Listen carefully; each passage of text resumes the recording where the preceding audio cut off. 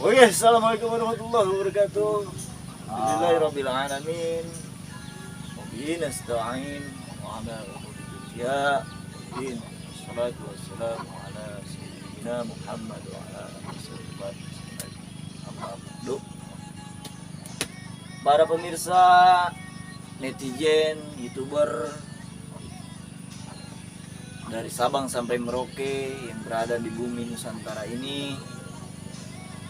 Pada kesempatan kali ini, pada sore ini, alhamdulillah kita kedatangan tamu. Kita sekarang posisi lagi di tempatnya Bapak RT. Inilah Bapak RT. Mohon lambaikan tangan Bapak RT.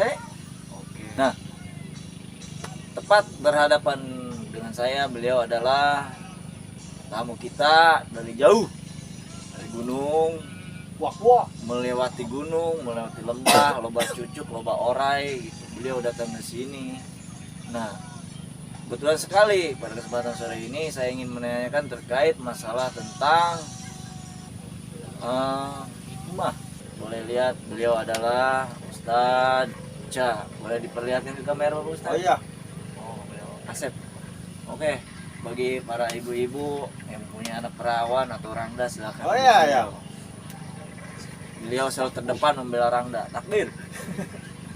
Oke, terkait masalah itu kita awali aja dengan satu pertanyaan. Soal pertanyaan ini akan diberikan kepada Bapak RT sekaligus mewakili RT akan memberikan pertanyaan kepada beliau. Beliau nanti yang menjawab. Saya selaku wawancara aja. Enggak, silakan Bapak RT. Bismillah, sebelumnya assalamualaikum warahmatullahi wabarakatuh. Waalaikumsalam.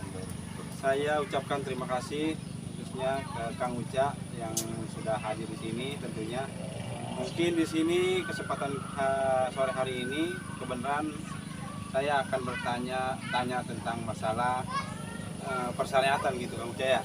Jadi sebagian masyarakat saya itu baik dari kalangan dekat maupun kalangan jauh.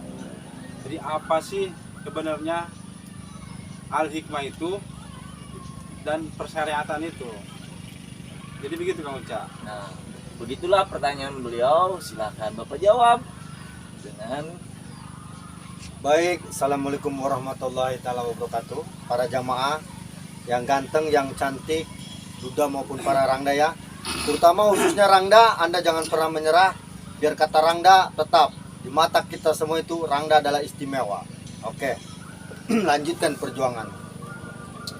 Baik para jamaah, di sini insya Allah pada kesempatan kali ini secara langsung saya memang sudah berniat ingin silaturahim ke saung RT setempat yang bertepatan di daerah Tangerang. Jadi kebetulan beliau lagi diskusi ya, artinya sedang ngopi-ngopi juga dan sekaligus ingin bertanya katanya, apa itu al-hikmah dan apa itu dunia persyaratan. Di sini saya akan menjawab selaku saya memang betul pelaku al-hikmah tersebut. Artinya saya sendiri pun mempunyai pengobatan di wilayah Tangerang khususnya ya, di rumah pribadi, yaitu untuk orang-orang yang mempunyai penyakit non medis.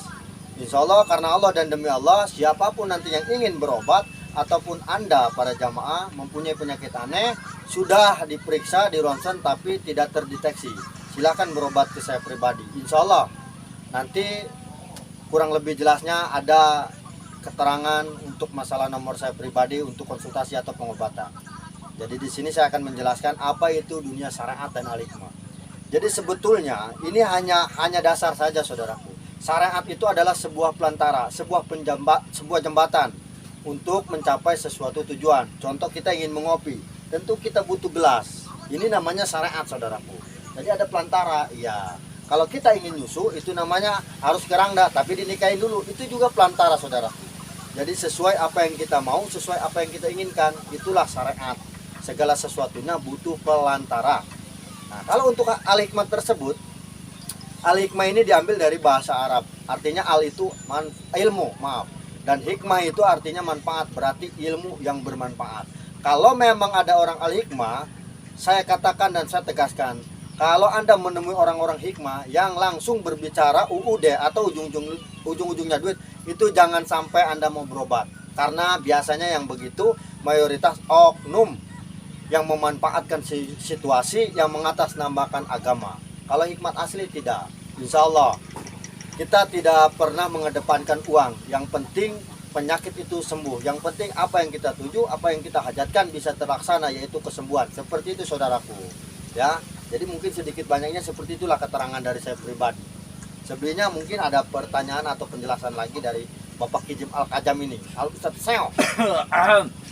Jadi begitulah jawaban dari beliau atas pertanyaan Bapak RT. Beliau ini telah memberikan sedikit pemaparan terkait al-hikmah. Nah, alhamdulillah luar biasa beliau ini. Kita doakan mudah-mudahan dipanjangkan umurnya, dimanfaatkan ilmunya. Itu tujuannya satu, untuk silaturahmi. Terkait masalah tadi udah Ustaz ya, ada semacam kayak tangga kayak gitu kan untuk syariat itu kan jembatan gitu kan, kayak ini kan tangga. Iya betul. Gimana kalau misalkan ada satu pasien yang ini, tahan, saya pengen nikah lagi ini. Nah, apakah bisa jalurnya ke situ melalui al-hikmah itu terus atau tidak bisa gitu, gimana itu Ustaz? Kalau masalah perihal itu, ini di luar daripada pengobatan, insya Allah. Jadi kalimat di dalam salah satu keterangan kitab Safinatun Najah itu ada kalimat wabil qadari wari wasari minallahi ta'ala. Ya, segala sesuatu perkara apa yang ada di alam dunia itu tidak ada satupun yang secara kebetulan, semua atas kehendak Allah. Untuk masalah ataupun kaitan dengan bagaimana caranya, misalnya datang ke hikmah ingin cepat mendapatkan jodoh, seperti itu mungkin ya, kurang lebih jelas. Seperti itu. Insya Allah. Jadi begini saudaraku, bisa Anda lakukan sendiri atau bisa minta tolong dengan al-hikmah tersebut. Namun sesuai metode yang dia anjurkan. Artinya begini, karena itu bukan pengobatan, sifatnya profesi ataupun pribadi ya, khususnya untuk jodoh. Jadi ada tahap-tahapannya. Satu, adab, ya kan, mengedepankan adab. Jadi ada beberapa cara metode untuk berdoa meminta jodoh agar biar cepat terlaksana. Seperti itu bisa langsung. Oh ya, saya potong boleh? Ya boleh. Ini nggak sopan saudara, nggak apa-apa. Bisa. Iya, itu doanya kayak gimana ya? Kalau masalah doa ya, saya katakan semua doa sebetulnya tidak ada yang jelek ataupun tidak ada yang buruk. Namun disinilah kita harus mempunyai caranya. Yang satu, namanya manusia tidak luput dari dosa, pastinya kita harus minta maaf kepada Allah Subhanahu wa taala. Yang kedua, rasa syukur. Yang ketiga, barulah hajat kita ataupun maksud tujuan. Seperti itu. Kalau masalah doa, cukup dengan sholawat saja, insya Allah. Barang siapa bersolawat ke kanjeng Nabi, insya Allah ya, sholawat itu akan diberkahkan oleh Allah Subhanahu wa taala, dan apa yang kita minta akan terpenuhi oleh Allah Subhanahu wa taala. Amin, Allahumma amin. Kecuali mungkin ada minta doa khusus, ya itu bisa nanya lah nanti di nomor saya pribadi ya, yang sudah tertera di video ini saudaraku. Oh, jadi seperti itu bagi para pemirsa yang ada di rumah. Nah, barangkali ya, soalnya takutnya Bapak RT mau nikah lagi kan, ya nggak apa-apa ya, nanti bisa langsung konsultasi sama Pak Ustadz ya. Kalau baik Bapak RT selalu ke depan, sekarang enggak, oke. Oh, jadi bagi para jamaah, para netizen, semua yang ada di provinsi Nusantara, bila mana terkait masalah itu bisa dihubungi nomor yang di bawah ini ya Pak Ustadz ya. Ya betul. Ya, nanti bisa kontak langsung sama beliau tanpa perantara, tanpa calo-calo. Bisa langsung ke kontak yang ada di bawah ini. Catat. Udah dicatat belum? Oke. Ini pas nomor WA ya Pak Ustadz ya? Betul. Iya. Oke, siap. Pas nomor WA-nya langsung sinkron. Nah, terkait pertanyaan selanjutnya saya kembalikan lagi ke Bapak RT. Oke, Bapak RT silakan bertanya kembali.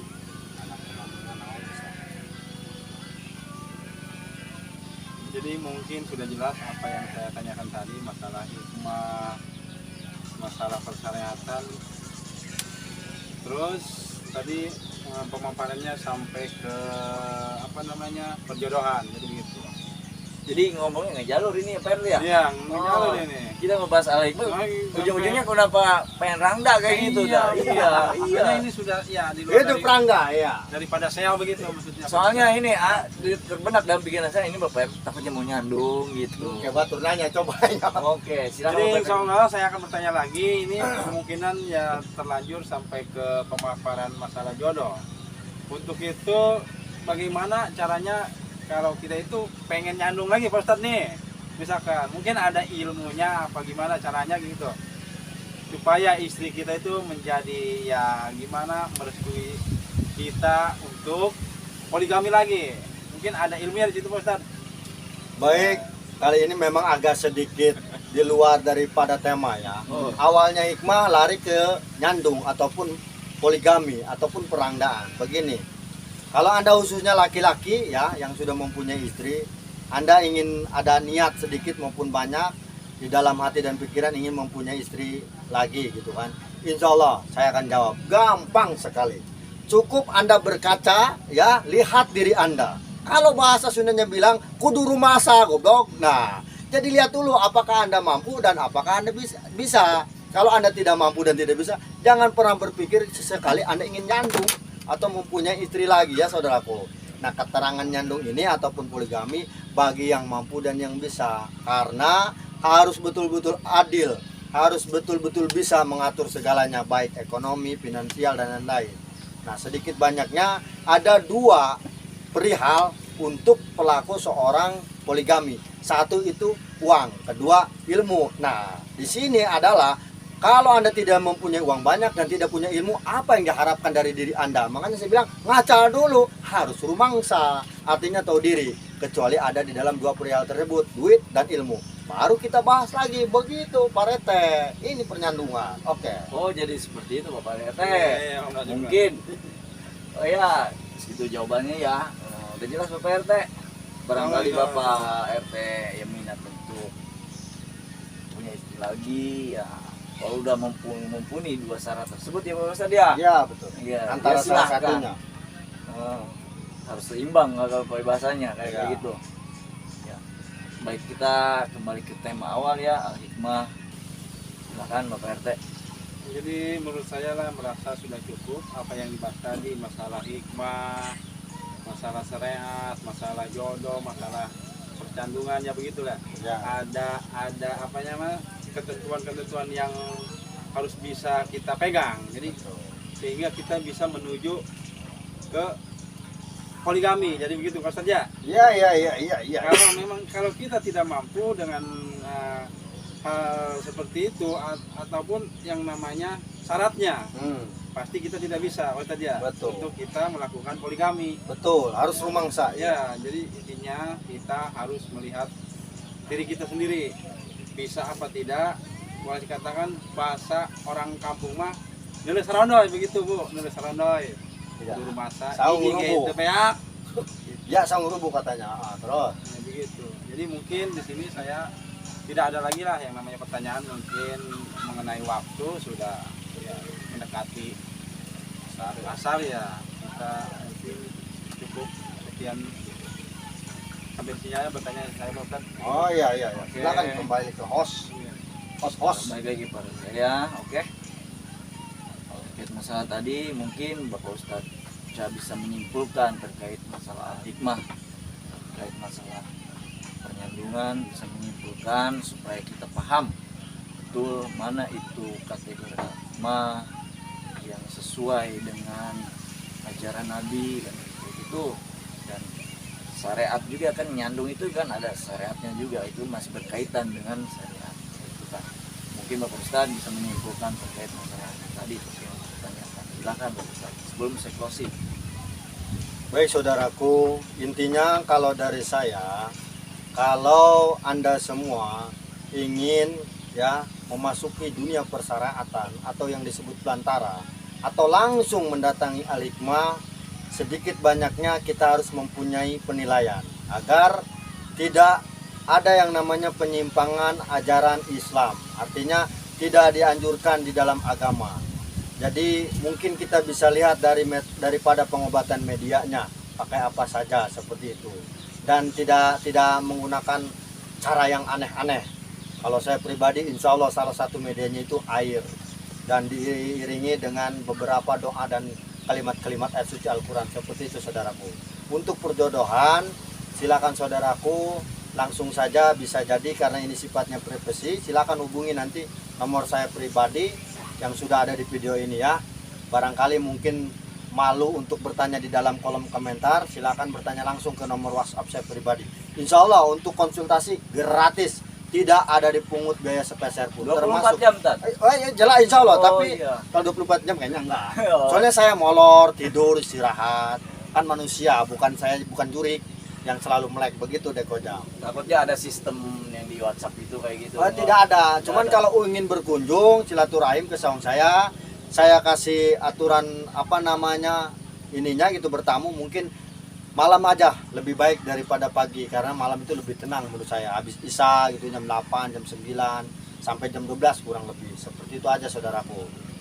Hanya dari saya, maksudnya dari saya hanya sekian. Mudah-mudahan pemaparan dan penjelasan saya pribadi ini bisa bermanfaat buat semuanya. Amin, amin, amin, amin, amin, amin. Terima kasih kepada Bapak Ustadz Uca yang telah memberikan pemaparannya terkait masalah syariat perjodohan. Bagi antum-antum semua yang ada di manapun berada, bisa langsung kontak ke nomor yang ada di bawah ini beserta alamatnya di deskripsi ya. Bisa dilihat nanti di deskripsinya, alamat serta nomor kontaknya juga pasti ada di situ. Oke, mungkin cukup sampai di sini Ustaz ya. Ya betul. Cukup. Oke, terima kasih sudah menonton video ini.